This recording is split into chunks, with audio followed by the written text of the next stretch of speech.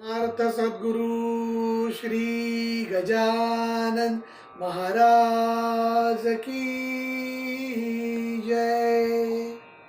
मौली 23 February 1978 म्हणजे इंग्रजी तारखेनुसार आजच्या दिवशी गजानन महाराज शेगावला बंकटलालाला प्रथम दर्शन देते झाले होते।